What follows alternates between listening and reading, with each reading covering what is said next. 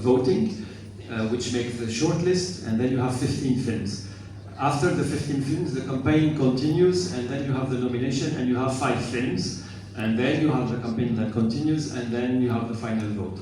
And for us, our fight was to go as far as possible. If you are nominated, it means you go till the end.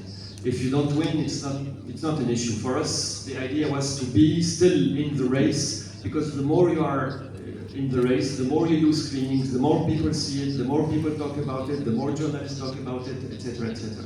In our case, we didn't find a distributor, they all passed. So we did it ourselves with one of the executive producers. Her name is Elizabeth Willa, the company. It's a very small company. And all together we did it. And I remember I was talking to Neon, who is a big distributor in the US, and they were always saying, we have the 5 nominees, because they have the film from Cannes, and etc.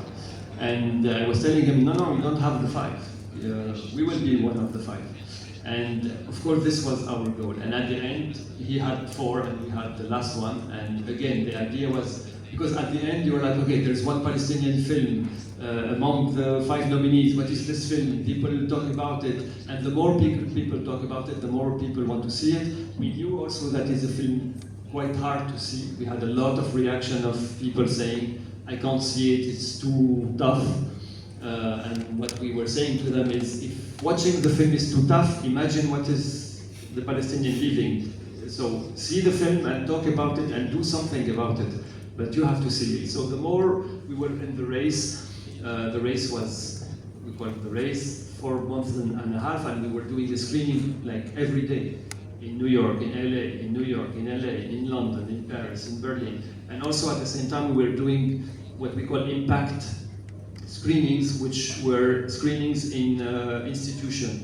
We did screenings in the UN, in New York, in Geneva, in the European Parliament. By the way, I did a screening in the European Parliament organized by the Turkish delegation. We did the British Parliament, we did the EU Council, stuff like that. I talked too much, sorry, I forgot the second part of the question. What was, ikinci kısmı neydi? Reddettiğiniz bir ödül vardı, onu sormuş. The prize of Cinema for Peace. Yes. Yes. So yeah, when we received this prize of Cinema for Peace, there we were discussing what to do. It's an organization.